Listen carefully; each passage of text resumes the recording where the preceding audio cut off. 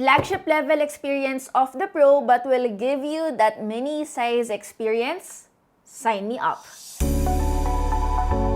Hey guys, it's your Tech Girl Mary and welcome back to my YouTube channel. So officially guys, we have here the Vivo X200 Pro Mini. It's been almost a month since I bought this sa Facebook Marketplace. Why? Because this device is only China ROM. So, available and nilaunch lang po siya in China.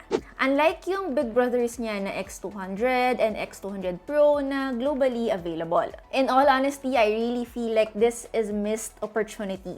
Ang daming may gusto ng maliit na smartphone. Anyway, I'm sure alam niyo na kung anong kulay yung binili ko. I got it in pink. And it's just the right shade of pink.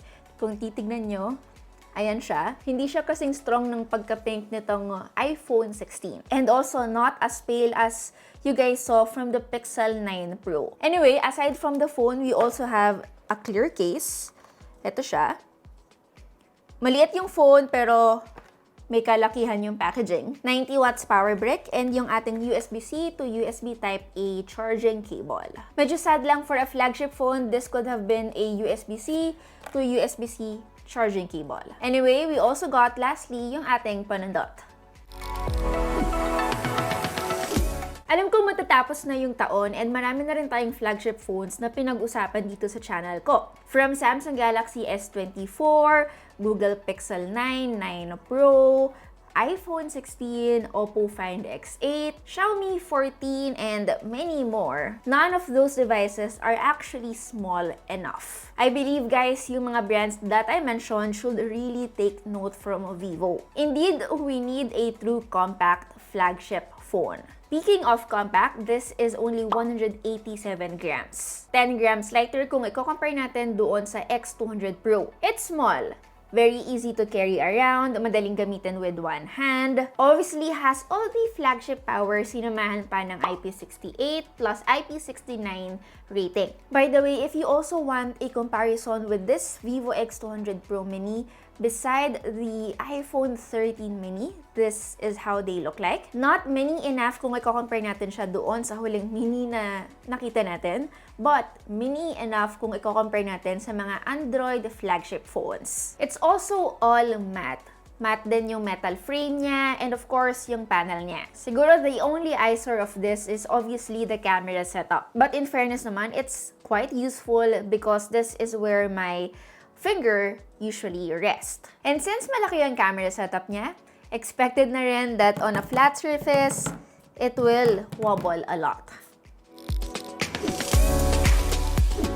Anyway, in front naman, we are getting a 1.5K 80 LTPO 6.3 AMOLED display. Refresh rate can go from 1 Hz to 120 Hz. Una ko napansin yung narrow bezels niya, giving it a more immersive experience kahit na maliit lang yung phone. Retain din dito sa X200 Pro Mini yung Zeiss natural color na meron yung Pro series, which will give you a more natural image effect and screen content. Whether you are binge watching your favorite YouTuber or even your favorite Netflix series. Speaking of Netflix, segue ko lang guys, this video is actually sponsored by Converge. Netflix, which is the largest streaming platform in the world, is partnering with Converge. You get to have a Netflix subscription together with a FiberX plan with boosted internet speeds, new Wi-Fi 6 modem, and a Converge experience box with 15 free-to-air TV channels. At ang kinaganda nito, magiging isa na lang yung billing magkasama na yung Converge and yung Netflix. If you also wanna experience the Converge Netflix bundle, all you have to do is visit their website here.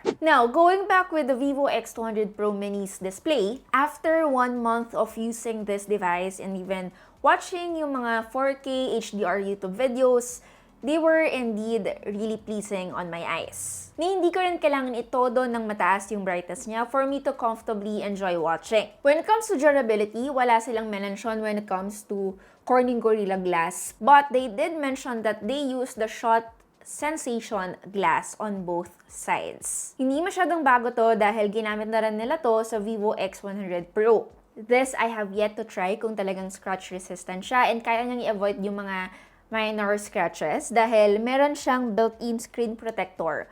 So, kung tatanggalin ko to, pwede ko siyang matesting pero ayoko nga dahil doon sa fingerprint sensor na meron siya. Optical kasi yung fingerprint sensor na ginamit dito, unlike the ultrasonic. Sadly, out of all the good things I said about its display, yung speaker na ginamit nila dito ay isa lang, unlike doon sa dual speaker setup that we can find on the X200 Pro. So no matter how good the display experience is, hindi ganon kaganda ang overall multimedia experience.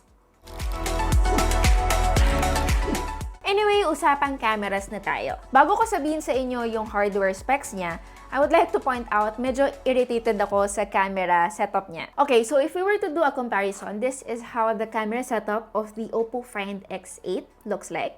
And ito naman yung sa Vivo X200 Pro Mini. Yung pagkagawa ng camera module niya, hindi siya yung tipo na mabilis dapuan ng smudges.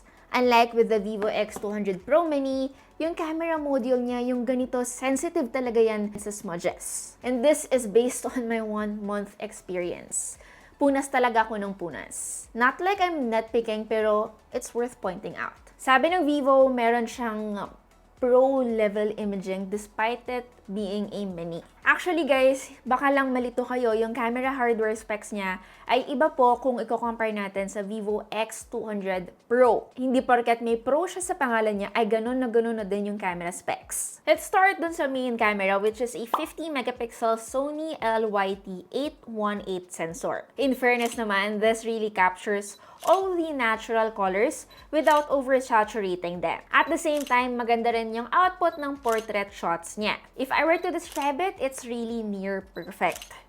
And then, if I remember it correctly, dalawa lang yung options natin for the Zeiss filter or yung Zeiss setting sa Vivo V series. But with the Vivo X200 Pro Mini, we get to have 3.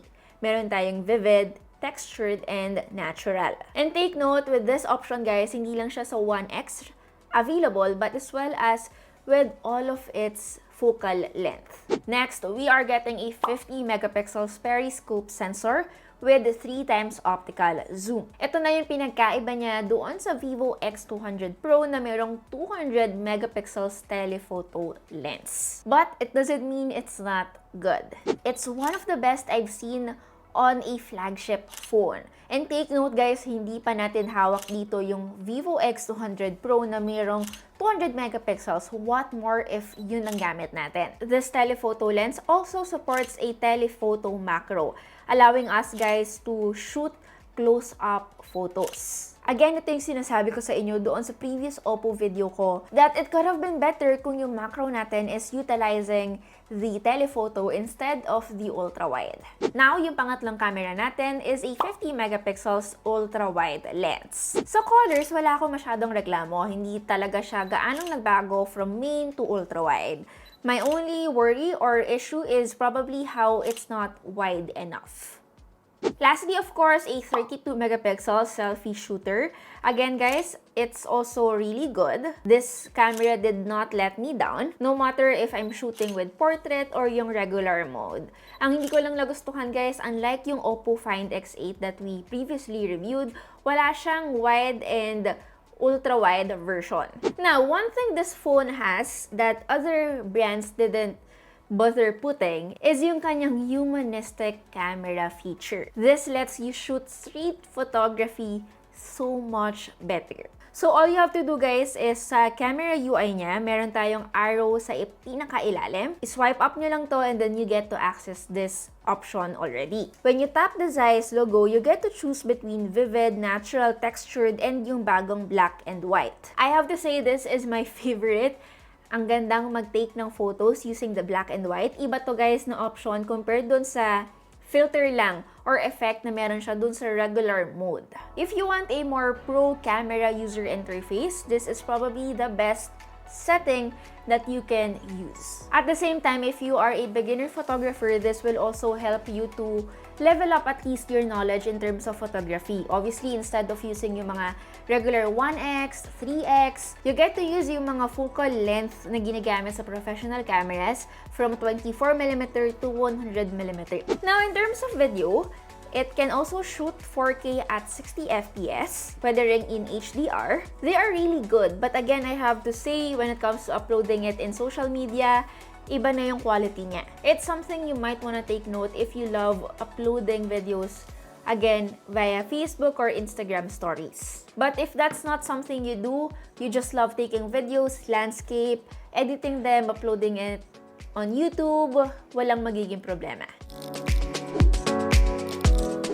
Now, performance. Unahin natin battery. Alam naman natin pag sinabing mini, laging ang issue dyan, battery. So, yung biggest problem na inaakala kong magkakaroon siya is obviously yung biggest standout feature niya. It packs a 5,700 milliamp hour of battery capacity, guys. It's more than what the usual flagship devices offers. Halos 2 araw ko ring nagagamit yung phone without charging it. Again, something I did not expect to experience on a mini device. It also barely gets hot. Probably because of the MediaTek Dimensity 9400 that they use, which is, according to most reviews as well, is one of the most power efficient and well-balanced chip that you can get on a flagship phone. Wala akong naging problema doon sa performance, multitasking, even gaming. It has one of the best experience. Again, together with its compactness, hindi siya uncomfortable gamitin even while gaming. As for charging, again guys, 90 watts adapter yung kasama sa kanya, wherein in our testing, around 42 minutes bago namin ito na fully charge, which is not very far from what they're marketing. Now, in terms of the UI, if you're one of those people na again, really into getting the Vivo X200 Pro Mini because of how good and compact it is, take note na lang guys, since this is again a China ROM, there's going to be a bit of tweaking at first. Unang-una, of course, wala siyang pre-installed Google, pero not to the point naman na wala talagang option. Madali lang siya actually i-sideload. Aside from manually downloading Google apps, there will be ads. Chinese ads. Madami-dami guys. At the same time, there are pre-installed applications, but not to the point naman na hindi siya pwedeng i-uninstall. Again, medyo mahaba lang yung process sa umpisa, unlike getting a stock Android type of device. This phone is actually getting an Android 15 based on Origin OS 5 out of the box. Animations, wala akong problema guys. It's actually 10/10. Ang ganda and it's very smooth. It also has a lot of AI features like circle to search, assistant writing tools, and more. Ibang-iba yung UI niya compared to the FunTouch OS.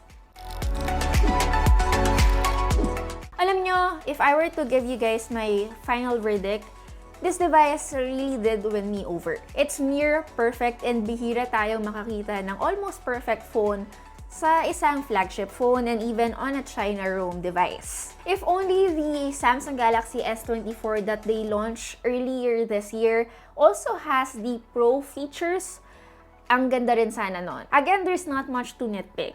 Yung way lang talaga nung pagbili sa kanya and yung after-sales service, which is medyo mahirap lang dahil hindi nga siya officially available in the Philippines. But if you are really keen on getting and a fan of a small-sized phones combined with good performance, imaging, hindi ko kayo pipigilan because again, Vivo X200 Pro Mini is one of the best phones I could recommend this last quarter of 2024. Anyway, that's basically it. Again, it's your Tech Girl Mary and see you on our next video. Bye!